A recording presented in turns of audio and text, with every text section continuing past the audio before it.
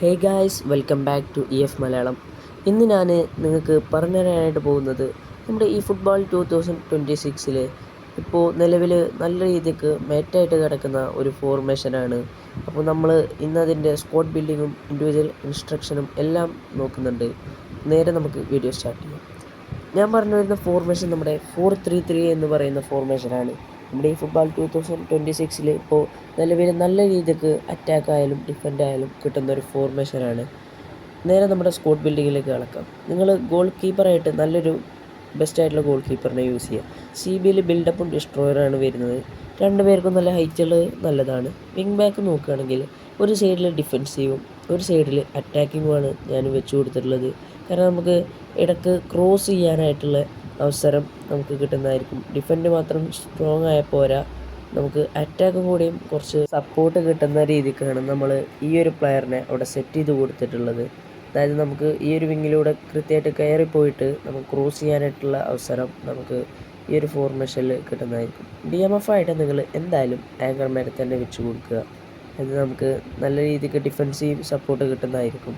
ഇനി നമ്മുടെ box to ബോക്സിനെയാണ് ഞാൻ ഒരു സൈഡിൽ DMF ആയിട്ട് വെച്ച് കൊടുക്കുന്നത്. ബോക്സ് ടു ബോക്സ് ആകുമ്പോൾ നമുക്ക് നല്ല രീതിക്ക് അറ്റാക്കിംഗ് ആയാലും ഡിഫെൻഡിങ് ആയാലും തരുന്നതായിരിക്കും.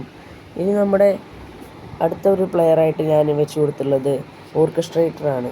നമുക്ക് നല്ല രീതിക്ക് പാസ് ചെയ്യാനായിട്ട് ആ ഒരു പ്ലെയറിനെ വെച്ച് നമുക്ക് സാധിക്കുന്നതായിരിക്കും. ഇനി SS ആയിട്ട് നമുക്ക് രണ്ട് ഓപ്ഷൻ ഉണ്ട്. ഒന്ന് എന്ന് പറഞ്ഞാൽ നമ്മുടെ ഡീപ്പ് ലൈൻ ഫോർവേഡ്സിനെ യൂസ് ചെയ്യുക എന്നുള്ളതാണ്. അതിന് പകരം നിങ്ങൾക്ക് വേണമെന്നുണ്ടെങ്കിൽ ഒരു ഹോൾ പ്ലെയറിനെ വെച്ചു. ഹോൾ പ്ലെയർ ആകുമ്പോൾ എല്ലാ ഭാഗത്തും നിന്നിട്ട് ഈ ഒരു സ്പേസിലേക്ക് ഇറങ്ങി വന്നിട്ട് ബോൾ റിസീവ് ചെയ്ത് അങ്ങനെ കയറിപ്പോകുന്ന ഒരു പ്ലേയിങ് സ്റ്റൈലായിരിക്കും വരുന്നത്. നിങ്ങൾക്ക് വേണമെന്നുണ്ടെങ്കിൽ വെച്ച് കഴിഞ്ഞാൽ മതി. അല്ല എന്നുണ്ടെങ്കിൽ നിങ്ങൾക്ക് നല്ലൊരു ക്വാളിറ്റിയുള്ള ഡീപ്പ് ലൈൻ ഫോർവേഡിനെ വെച്ചു. സേഫായിട്ട് രണ്ടും ഗോൾ പോസ്റ്ററിനെ തന്നെ വേണം. ഒന്നിന് നല്ല രീതിക്ക് ഹെഡിങ് കേപ്പബിലിറ്റി ഉള്ള ഒരു പ്ലെയറിനെ തന്നെ നിങ്ങൾ എത്തിക്കുക. അതായത് നമുക്ക് ത്രൂ പാസ് ഇട്ട് കൊടുത്തു കഴിഞ്ഞാൽ കൃത്യമായിട്ട് ഫിനിഷ് ചെയ്ത് തരാനും ക്രോസ് ഇടുന്ന ടൈമിൽ ഹെഡ് ചെയ്യാനായാലും ആ ഒരു പ്ലെയറിനെ കൊണ്ട് സാധിക്കണം. റണ്ണിങ്ങിൻ്റെ കാര്യമായാലും ഒരു കോംപ്രമൈസും വരുത്തരുത്. ഇനി ഈ കാര്യം എന്തുകൊണ്ടാണ് പറഞ്ഞതെന്ന് വെച്ചാൽ നമ്മുടെ ഈ ഒരു വിങ് ബാക്ക് നമുക്ക് ക്രോസ് ചെയ്യാനായിട്ട് നല്ല രീതിക്ക് ചാൻസ് ക്രിയേറ്റ് ചെയ്ത് വരുന്നതായിരിക്കും. അതുകൊണ്ടാണ് ആ ഒരു പ്ലെയറിനെ ഞാൻ അറ്റാക്കിങ്ങിലേക്ക് കിട്ടും എന്ന് പറഞ്ഞത്. നമ്മുടെ അടുത്ത CFനെ നോക്കുകയാണെങ്കിൽ ഒരു പ്ലെയറിന് കൺട്രോളിംഗ് എല്ലാ കാര്യങ്ങളും നിങ്ങൾ കൊടുക്കുക. പിന്നെ നമ്മുടെ റണ്ണിങ്ങിൻ്റെ കാര്യമായാലും അതും നിങ്ങൾ കൊടുത്തിരിക്കണം. കാരണം നമുക്ക് നല്ല രീതിക്ക് ഈ ഒരു പ്ലെയറിനെ വെച്ച് കുറേ അധികം ചാൻസ് നമുക്ക് ഉണ്ടാക്കിയെടുക്കാനായിട്ട് പറ്റും. നമുക്ക് ഡ്രിബിൾ ചെയ്ത് കയറിപ്പോകാനായാലും ത്രൂ പാസ് ഇട്ട് കൊടുത്താൽ കൃത്യമായിട്ട് ഫിനിഷ് ചെയ്ത് തരാനായാലും ഈ ഒരു പ്ലെയറിനെ വെച്ച് നമുക്ക് കുറേ അധികം യൂസ് നമുക്ക് കിട്ടുന്നതായിരിക്കും. ഇനി നമ്മുടെ മിഡ്ഫീൽഡിൽ കിടക്കുന്ന ആങ്കർമാന് നിങ്ങൾക്ക് അത്യാവശ്യം നല്ലൊരു പാസിംഗ് ക്വാളിറ്റി ഉള്ള പ്ലെയറിനെ വെച്ച് കൊടുക്കുക. നമ്മുടെ DMFൽ ഓർക്കസ്ട്രേറ്റർ ആയാലും അതല്ല നമുക്ക് ബോക്സ് ടു ബോക്സ് ആയാലും നമുക്ക് കൃത്യമായിട്ട് ഫ്രണ്ടിലേക്ക് പാസ് ചെയ്ത് കൊടുത്തിട്ട് സ്കോർ ചെയ്യാനായിട്ടുള്ള ചാൻസ് ക്രിയേഷൻ നമുക്കവിടെ വരുത്തണം.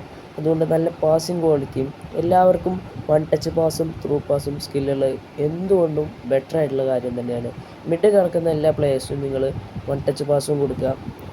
അറ്റാക്ക് കിടക്കുന്ന എല്ലാ പ്ലേയേഴ്സിനും നിങ്ങൾ വൺ ടച്ച് പാസ് കൊടുക്കുക. മിഡിൽ കിടക്കുന്ന പ്ലേയേഴ്സിന് ത്രൂ പാസിംഗ് ഉള്ളതും വളരെ നല്ലതാണ്. ഈ ഒരു SS-നും അത് കൊടുക്കാനായിട്ട് നിങ്ങൾ മറക്കരുത്. ഇനി ഇതിൻ്റെ ഇൻഡിവിജ്വൽ ഇൻസ്ട്രക്ഷനിലേക്ക് പോവുകയാണെങ്കിൽ നമ്മൾ അറ്റാക്ക് 1 എടുത്തിട്ട് അവിടെ അറ്റാക്കിങ്ങിൽ നമ്മുടെ ടീമിലെ അറ്റാക്കിംഗ് ഫുൾ ബാക്കിനെ വെച്ച് കൊടുക്കുക. ഇനി നമ്മൾ അറ്റാക്ക് 2 എടുത്തു കഴിഞ്ഞാൽ അതിലെ ആങ്കറിങ് എടുത്തിട്ട് നമ്മുടെ സ്ക്വാഡിലെ SS-നെ നമ്മൾ അവിടെ വെച്ച് കൊടുക്കുക. SS അവിടെ നിന്നിട്ട് കൃത്യമായിട്ട് ബോൾ റിസീവ് ചെയ്യാൻ വേണ്ടി നിൽക്കുന്നതായിരിക്കും.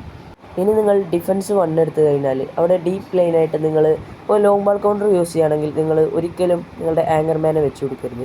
അങ്ങനെയാണെങ്കിൽ ബോക്സ് ടു ബോക്സ് പ്ലേയേഴ്സിന് നിങ്ങൾ വെച്ച് കൊടുക്കാനായിട്ട് ശ്രമിക്കുക. ഇനി നിങ്ങൾ ഡിഫൻസ് 2 എടുത്തു കഴിഞ്ഞാൽ കൗണ്ടർ ടാർഗറ്റ് കാണും.